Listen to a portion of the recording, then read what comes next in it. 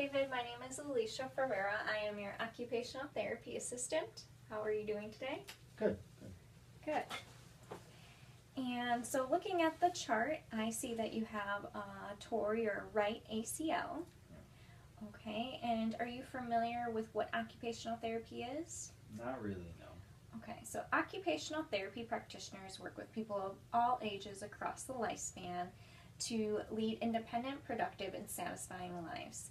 Working with our clients, we identify what daily activities are important to them and then kind of create goals to increase their ability to engage in those activities. Okay.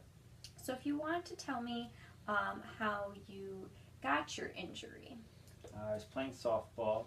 I was running to first base, and as I went to round first base, my cleat got stuck in the bottom of the base. My knee kind of twisted the wrong way, and I went down. That's when it happened. So it's sports related. All right. So today what we're going to do and what I am going to administer is the Canadian Occupational Performance Measure, or COPM for short. It's going to identify activities you would like to be doing but cannot do due to your injury, and that could be due to pain, exhaustion, limited function. So we're going to go through and kind of establish your priorities and what you do throughout the day and identify what's important to you. The three categories the assessment addresses is self-care, productivity, and leisure.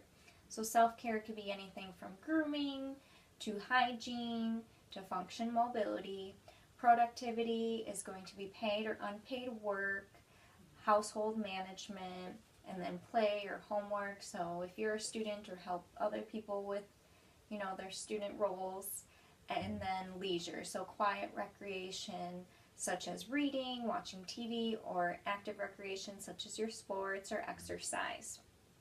So once we identify what's important to you, I'm going to have you rate your performance and satisfaction with those areas. So to get started, we're going to go through a typical day. You're going to tell me from getting up in the morning to going to bed, kind of what you do throughout the day. Anytime throughout the assessment, you are more than welcome to see what I'm writing down, or if you have any questions, please feel free to stop me and I'll be more than happy to answer them. Okay. Do you have any questions for me before we get started? Not yet. Good. All right. So we're going to go through a typical day. So if you want to start with kind of what you do in the morning. Right away in the morning, get out of bed, go take a shower, brush my teeth, get ready for work. All right. And getting out of bed, how is that going with the injury?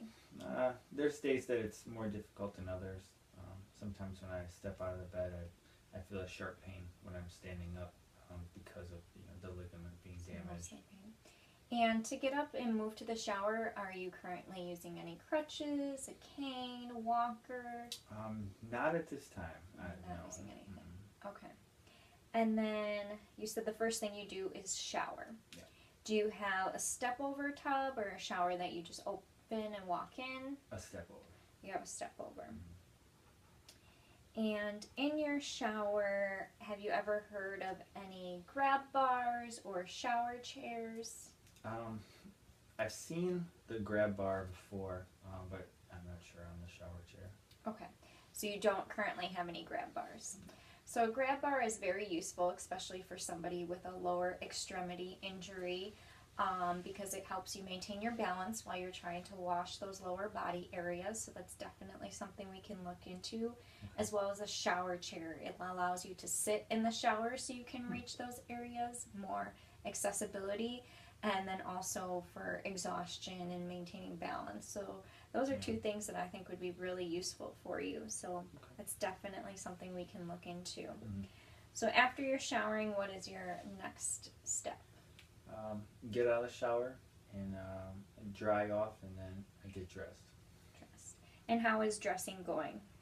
It's okay, but again with the knee, sometimes it's hard to get my leg in the pants and stand up. So that poses a little bit of a problem. So upper body you're okay with, it's lower body. Yeah, anytime I have to bend over or really put any pressure, standing back up is when it hurts. And is it taking you a little longer than prior to the injury to get dressed? Oh, yeah. Yeah. Absolutely. And have you ever heard of a sock aid or a shoehorn? No. So again, those are both modifications or adaptive equipment that we could use kind of to help you bend over and pull your socks up. It's a very nice equipment to be able to use and not get exhausted or lessen pain. Also with the shoehorn helps you slip on shoes a little bit easier. So we can also look into those for you if you're interested. Yeah, definitely. And then after dressing, what's the next thing you do? Brush my teeth. Brush teeth.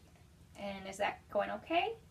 It's okay. Sometimes standing for long periods of time, it gets a little achy. So I try to not stand more than I have to in the bathroom. Okay. And is there any swelling after standing for a while? If I do stand for too long or do too much walking on it, I do kind of notice that it gets more tender. Not always swelling, but definitely it gets more tender. Okay. And are you putting any ice or heat on for the swelling? When I do have time, I rotate ice and heat to try to help as much as I can. Good. All right. So shower, brushing teeth, dressing. Anything else in the morning? Go to the kitchen, eat breakfast. Okay. And then after that, hop in the car and go to work. Okay. So going on to functional mobility. So we talked about getting out of bed. How is getting in and out of your house? How many stairs do you have to get to your vehicle or to enter the home? Well, it's a short sidewalk, but there's 4 total steps to go down to get to my car, which is parked on the street, and then getting back in from coming home from work is the same 4 steps. Getting up the steps is definitely a little bit more difficult. Okay. And so, is it pain or mobility? I feel like the mobility it's okay, but definitely the pain when you're walking up the steps, you can definitely feel it for sure. And transportation, so you said you're still currently driving yourself with the injury. And how is getting in and out of your vehicle? Getting in isn't bad. I don't really have to put a lot of pressure on it. I kind of just sit down into the car and put my leg in first. Driving it, yeah, how's the putting pressure on the gas pedal and brake?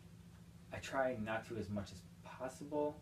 I'm glad that I do have cruise control when I can use it. That really helps give my leg a rest. But I try not to drive more than 20-25 minutes if possible, just because it's too much. And are you currently doing your own grocery shopping and running your errands? Unfortunately, yes.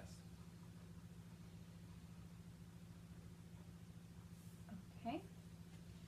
All right. Anything else you want to add to your self-care that we did not discuss? I think we went over my morning, and yeah, it's pretty much my morning routine. All right. It also could be, anything from taking medications, your sleeping habits, getting up and down some stairs. Where is your laundry located? My laundry is on the lower level. Yeah. So how many stairs is it to? I would say probably 10 to 12. And do you do laundry pretty frequently? I try not to. It's just a lot on the knee. Maybe once a week. So is anybody else coming in to kind of help support you? My parents every now and then when they're free. Okay. Good. All right. So we're kind of moving into that category of productivity. So any paid or unpaid work. So are you still continuing to work right now? Yes. I actually have a desk job, so I get to sit down, which is nice. You don't have to put a whole lot of pressure. However, sitting for a long period of time with my knee in like one position, that sometimes hurts too. So I have a footrest. I kind of. So you have something underneath your desk to elevate the feet. Yep. And that's great to keep the circulation of blood flow and kind of get stuff still moving in there, so you're not, having it just sit all day. Yeah. So that's great. So you have a footrest. Any volunteer work that you do? I've done a few things, but since injuring the knee, I have not volunteered for anything. And then it also could be anything from learning new tasks or arranging interviews or preparing resumes. Anything you do that typically, or any research? Not a whole lot. Majority of that I would do on my normal everyday job, which is just sitting at a desk. I don't really have to get up and go anywhere to prepare any of this stuff. Okay. And then household management. So you said you do your laundry. Do you do any cleaning or dusting? I try, but again, like with the laundry, being up on my feet, walking up and down stairs, it's not very efficient. It kind of hurts. So it's pain, and then is it also exhaustion? Yes, yeah, definitely. The more I walk, the more tired I get, the more it hurts. Yeah, and we can definitely teach you some compensatory techniques, kind of to teach you how to rest in between and kind of conserve some energy during that cleaning task. So maybe cleaning one area, taking a 5-10 minute break, and then moving on to the next area. And we also have some home exercise programs that we can provide to help you kind of conserve that energy and so you don't get as tired out. What about cooking? I do some. A lot of it's just thrown in the oven or microwave. But when I do actually cook, I try, again, not to stand as much as possible, just because, same with any other stuff. It starts to hurt after a while, so. So, are you just doing like simple meals right now? Yeah, boiling noodles or just putting a pizza in the oven. That's the majority of yeah. All right, and then any play or school. So do you have any homework or help any other individuals with homework or participate in any play activities with them? Not really, no. Okay. All right, anything else on productivity that you want to add that we did not talk about? Yeah, it's majority is work, come home, eat, same thing every day. Okay. So then moving on to the category of leisure, quiet recreation, any activities that you do throughout your day, reading, arts and crafts, watching TV? I do a little TV time. Okay. Definitely. And I read from time to time. Right, and then active recreation, so we know you play sports, so softball you said, correct? Yes, softball for sure. Any other sports you participate in? Tennis every now and then. And then I'd like to go to the gym. Okay, good. So those are 3 good ones. All right, and then socialization, do you frequently go and visit family members or parties? Every now and then. I would say about every other weekend. Usually something's going on, whether it's friends or family. Okay. Any other leisure activities you want to add that we did not discuss? Softball, tennis, gym. Yeah, that's pretty much the extent of what I get out and do. Okay, good. I think we have a good start here.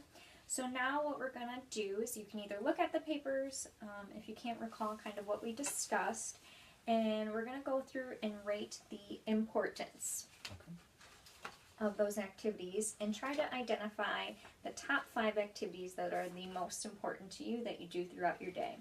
So using this card, It says, how important is it to you to be able to do this activity?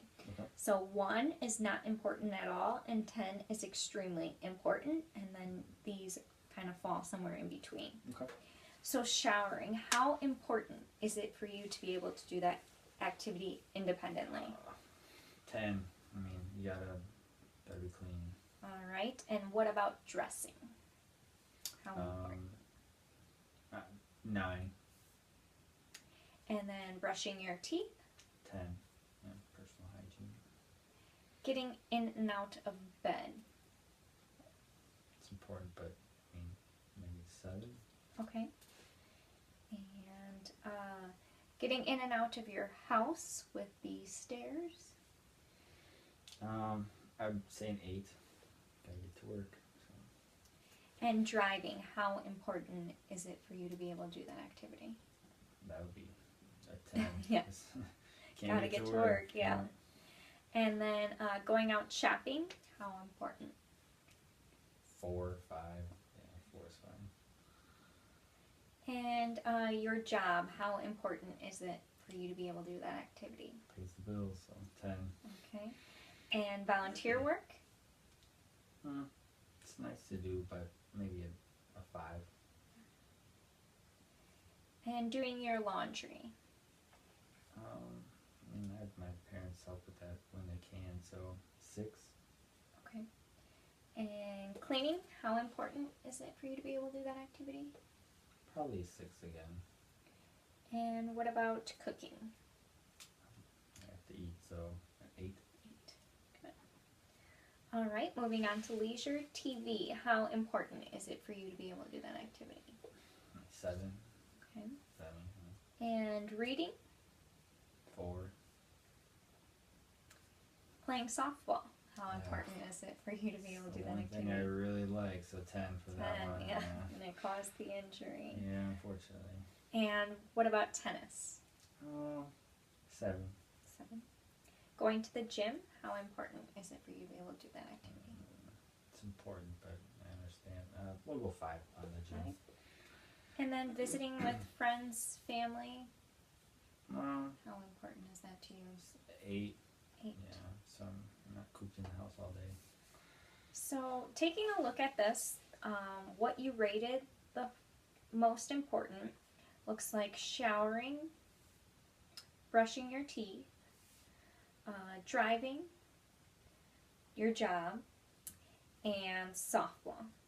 So we do have 5 right there that we can write down, that if that's what you want to work on and that's what's the most important to you.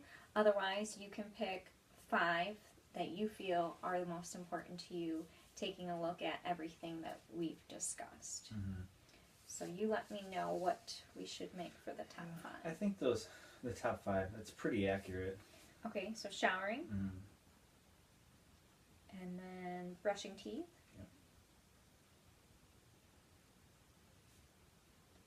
And driving. Your job. And softball. Yep. Great. So now for these top 5 occupational performance areas, Mm-hmm. we are going to rate your performance and satisfaction. Okay. So, taking a look at these 2 cards, you're first going to rate your performance on showering. So, how you would rate the way you do this activity now. 1, not able to do it at all. Mm-hmm. 10, able to do it extremely well. After you rate your performance, you're going to say how satisfied you are with that performance. Okay. So 1, not satisfied at all, or 10, extremely satisfied. Okay. So beginning with showering, how would you perform, or how would you rate your performance on this activity? I'm going to say 6. A 6. Yeah. And then how satisfied are you with that performance? 6 is probably fair. Okay. Moving on to brushing teeth, how would you rate the way you do this activity now? I would say I do a decent job. 8. And how satisfied are you with the performance? 9. Driving, how would you rate the way you do this activity now for performance? maybe a 6. 6. And then how satisfied are you with the way? 4. And your job, how would you rate your performance in this activity now? 8. And how satisfied are you with that performance? 7. And playing softball, how would you rate your performance doing this activity now? Well, right now it's a 1. Yeah, I you're can't not play able to do it all. Yeah, until we get stronger. And then how satisfied are you with that performance? Not at all. Not at all. So a 1? 1, yeah. Okay. All right. So we definitely have some areas to work on, and you want to see some improvements in these scores. So our next step is kind of to work together and create some goals to improve these areas, and then I will work with my OT supervisor, and we're going to come up with some intervention plans to work with you in your treatment sessions. And later on in a few weeks, we'll kind of come back and re-rate your performance and satisfaction, and hopefully we see some positive results. That'd be the best. Yeah. So do you have any other questions for me? Just when can I start scheduling? All right. Well, we'll start your next treatment session as soon as possible, and we'll get started. Awesome. Thank you. All right. Thank you, David. Thanks. Nice to meet you. Thank you.